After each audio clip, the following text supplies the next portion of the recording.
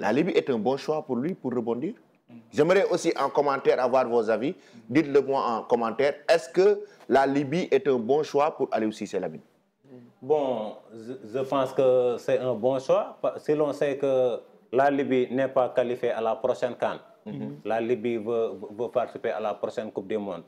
Aliou Cissé, depuis qu'il a quitté son poste ici au Sénégal, octobre 2024, n'a plus de sélection à entraîner.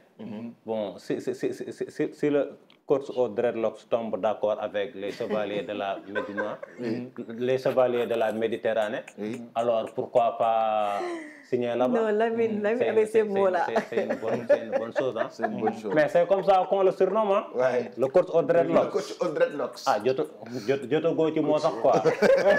L'entraîneur au Il vient de dreadlocks. confirmer que c'est un ancien, quoi. Le dreadlock. Ah, voici ces dreadlocks. Voici les dreadlocks de El Tactico. Voici. Nous, on parle de locks, lui, il parle de dreadlocks. Comment? Mais c'est comme ça qu'on le surnomme, comme je te go tu quoi. Le coach au dreadlocks. Le dreadlock. Le dreadlocks d'Aliou Cissé. Lamine, vraiment, lui, il me fait rire. C'est toi qui es dépassé. Dreadlocks. On parle maintenant de locks, tu parles de dreadlocks. Dreadlocks autant de Bob Marley. Dreadlocks, c'est autant de Bob Marley. Mais c'est comme ça. Petit Mas, on dit dreadlocks ou locks?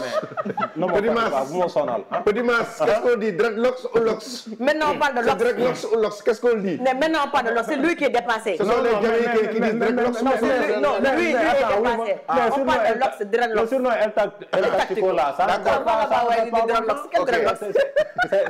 C'est le président Macky Sall qui l'avait surnommé ainsi. On a longtemps surnommé Aliou Cissé comme ça. Hein. Le coach au dreadlocks. Ah, au dreadlocks. Alors, pourtant, il a été aussi pissé par la Mauritanie.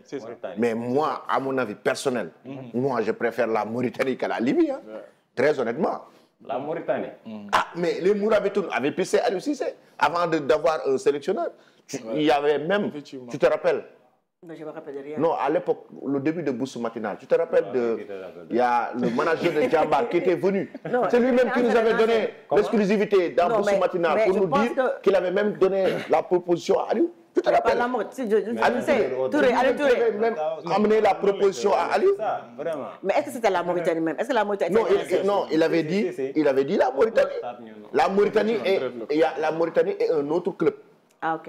La Mauritanie est un autre club et il avait amené la proposition. Mais à l'époque, Aliou venait fraîchement de quitter le Sénégal. La proposition de la Mauritanie pour aller prendre celle de la Libye, c'est parce que c'est purement financier, peut-être. Parce que aussi, à l'une, là, il est en train de gérer sa vie et tout. Ouais. Donc, il pense d'abord à l'aspect financier avant de penser à autre chose. C'est vrai, la Mauritanie est plus proche de nous et autres, c'est des voisins et tout. Maintenant, s'il décide de rejoindre la Libye, c'est tout le bien qu'on lui souhaite. Hein. Et là aussi, il doit passer aussi à la retraite et tout. Hein. Donc, c'est l'aspect financier qui prime sur l'aspect sportif. Hein. À lui, maintenant, il n'a plus rien à prouver au niveau international et au niveau africain. Hein. Mais justement, Aliou Cissé, il a un très grand avenir dans le métier d'entraîneur. Hein. Il a quitté le Sénégal, mais après le Sénégal, il peut rebondir quand même dans un pays plus huppé, dans une équipe nationale plus huppée, ou bien même dans un club plus huppé. Aujourd'hui, qui peut aller jouer les grands rôles sur le plan africain, sur le plan mondial. Aliou Cissé, c'est 2 Coupes du Monde, 2018-2022. C'est un champion d'Afrique, c'est un finaliste de la CAN 2019. Donc aujourd'hui, avec l'expérience qu'il a eue en 9 ans à la tête de cette équipe du Sénégal, quand même, il mérite d'avoir une équipe beaucoup plus huppée que ça. Oui, ça c'est sûr. Moi, personnellement, comme vous, je m'attendais à une sélection beaucoup plus huppée que la Libye. On ne présente plus Aliou Cissé. Mine de rien, il est champion d'Afrique. Walid Regragui n'est pas champion d'Afrique. Donc aujourd'hui, je m'attendais à ce qu'il soit sélectionneur de cette équipe de la Mauritanie. Effectivement, on avait parlé de la Mauritanie. Par contre, par rapport au choix de la Libye, je suis un petit peu sceptique, puisque ces dernières années, même si sportivement, la Libye est dans une bonne ballottage en éliminatoire de la Coupe du Monde. Ils sont juste derrière le Cameroun. Je pense qu'ils n'ont qu'une seule défaite en éliminatoire. 7 points. Oui, 7 points. 7 points à égalité avec le Cap-Vert. Exactement. Donc c'est le Cap-Vert qui les a battus.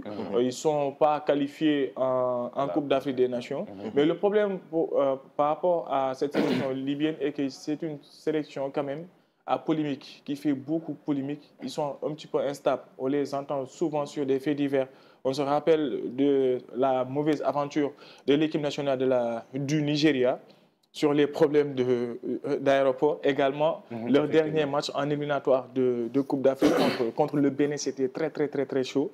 C'est un public qui est très chaud également, qui sont hyper exigeants.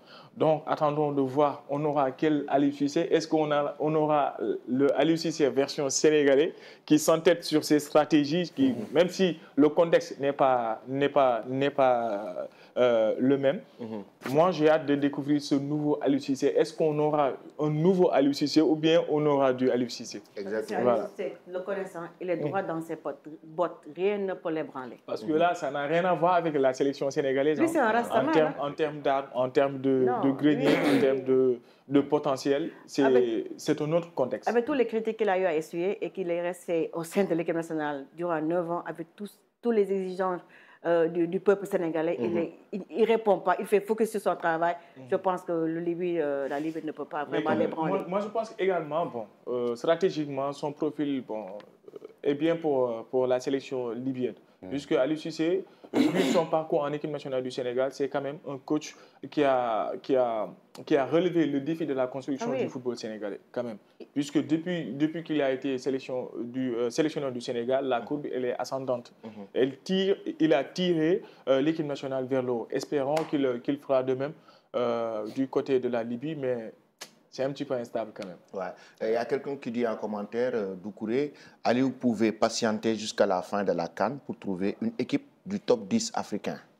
Mais il quitte la première division pour la deuxième division. Il pouvait attendre après la CAN 2025 au Maroc avant de faire son choix. Pour avoir même... Parce qu'on sait qu'après la CAN, il y aura beaucoup de coachs qui seront limogés. Il va attendre un an pour un père de famille. Non, attends. Peut-être c'est l'aspect financier dont vous parlez tout à l'heure qui peut faire la différence. Vraiment. Il doit vivre, il doit faire nourrir sa famille, il a des projets à réaliser. Il ne va pas rester à attendre un an. Mais la Coupe d'Afrique, là, c'est au mois de décembre. C'est presque dans un an. Non, attends, il va attendre avec tout ce qu'il a attendu. Oui, mais l'autre facteur également, c'est considérable. L'équipe de la Libye peut probablement se qualifier en Coupe du Monde. Ah oui. Ils sont en très bonne position. Lui, c'est un homme de défi. Ils sont au tournant décisif. En plus, lui, il ne lâche pas. Voilà. Quelle que soit la situation, il ne lâche pas. Là, ils sont au tournant décisif de la Coupe des éliminatoires de la Coupe du Monde. Namine est en train de rigoler. Moi, c'est un homme de défi, mais très têtu aussi. C'est ça qui fait sa force. C'est ça qui fait sa force. Et c'est ça qui prouve qu'il peut bien diriger l'équipe libyenne. Ouais. C'est ça. Aujourd'hui, on ne lui impose pas. On ne lui impose pas des choses. On ne lui force pas la main. Il fait focus sur ce qu'il a fait. C'est-à-dire, il a ses principes, il a ses convictions. Il porte des œillères. C'est comme un cheval. Il porte des œillères comme ça. En plus, il regarde droit devant lui. Je l'ai croisé avant-hier à l'aéroport, mais il était très souriant. On dirait qu'il a... Ah, j'aurais bien aimé être à votre place. Voilà, on a même pris une photo. Il était très souriant. Ah oui, c'était quand est-ce? C'était le jour où vous m'avez envoyé. Je pense que c'était il y a de cela une semaine. Quand est-ce qu'il va revenir? Comme ça, moi, je vais l'attendre à l'aéroport. Parce que j'aimerais bien prendre une photo avec lui. Parce que moi, je l'aime bien, vraiment. Parce qu'il a pratiquement mon tempérament. Il a un tempérament chaud. Il sait ce qu'il veut. Non, il n'a pas ton tempérament. L'homme au dreadlocks. Non, c'est quelqu'un qui a des principes. Tu parles de l'entraîneur au dreadlocks. Il a des principes, il est chaud, il fait focus sur ce qu'il a à faire. Vraiment, moi, je l'aime bien. J'aurais bien être, si tu n'étais pas marié, j'aurais bien être sa deuxième femme. En Libye, lorsque la Libye, le jeudi dernier, il était même en Libye, lorsqu'on inaugurait un stade là-bas, sûrement. Il était invité. Il était là. Donc les choses avancent. Très vite. Il était invité à Libye. La photo, hein? Oui, il était très souriant. Avec Pape. Faites passer aussi. Donc il était invité lorsque la Libye, effectivement, inaugurer son stade, stade de la Cité des Sports de Benghazi. C'est vraiment de la chance. J'aurais bien aimé être à votre place. On dirait qu'il a enterré l'aventure du Sénégal. Et aussi, il ne faut pas oublier que c'est la Libye qui doit accueillir le prochain match du Sénégal dans les normes. Ah bon?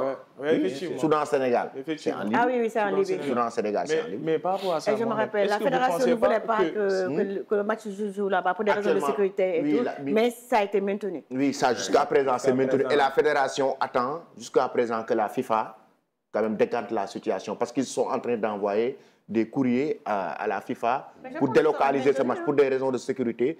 Pour la fédération sénégalaise, la Libye, pour des raisons sécuritaires, les Lions ne peuvent pas aller jouer là-bas face au Soudan. Ça, en fait. Parce que le Soudan aussi accueille en Libye. C'est le Soudan qui doit accueillir ces matchs en Libye. Le Soudan n'a pas n'est pas dans les conditions pour accueillir le Sénégal. Le Soudan, il a eu à accueillir, la Libye a eu à accueillir les matchs du Soudan. Ou bien? Non, c'est la Libye qui accueille les matchs du Soudan. En Libye. C'est le Soudan qui va jouer au Soudan. Est-ce qu'il y a eu des problèmes? Non, mais quand même, on sait que c'est une zone quand même. C'est le Soudan qui a délocalisé ses matchs là-bas. Mais depuis que le Soudan joue là-bas, on n'a pas noté de cas de violence. Où est le problème? Mais en fait, c'est une zone instable. On ne sait jamais. C'est ça. Ils sont dans la logique de prévenir. Même le Maroc qui doit accueillir la Coupe d'Afrique, on a déjoué des attentats là-bas hier. Par rapport à ça, par rapport à ce match, à l'abri, par rapport au lieu de ce match, moi je pense que, bon, d'une part, est-ce que les Soudanais n'ont pas fait ça juste stratégiquement pour essayer de perturber la concentration de cette équipe nationale du Sénégal, puisqu'ils sont en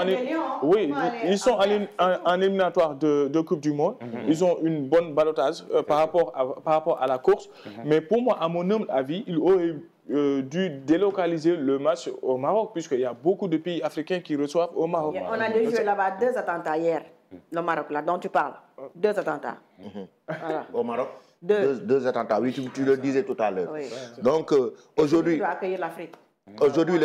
Aujourd'hui, le Sénégal est en train de faire les démarches pour ne pas jouer là-bas, mais la FIFA, aujourd'hui, la FIFA doit revoir les choses. Si, par exemple, une équipe n'est pas capable d'accueillir, mais l'équipe n'a qu'à voyager pour aller jouer, par exemple, le Soudan, qui ne peut pas accueillir le Sénégal, n'a qu'à venir jouer ici. C'est ça. Ou bien ils ont un autre pays voisin, je ne sais pas moi, géographiquement, à laquelle ils peuvent jouer, hormis la Libye. Pourquoi pas voilà, la Libye n'est pas stable, pourquoi pas le jouer ailleurs.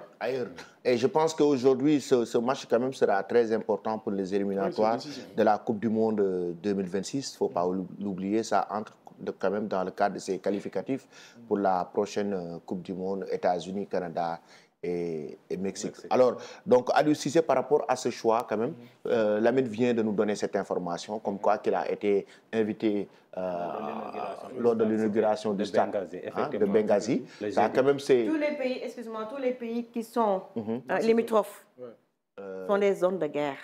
L'Érythrée, Soudan du Sud, République centrafricaine, le Tchad.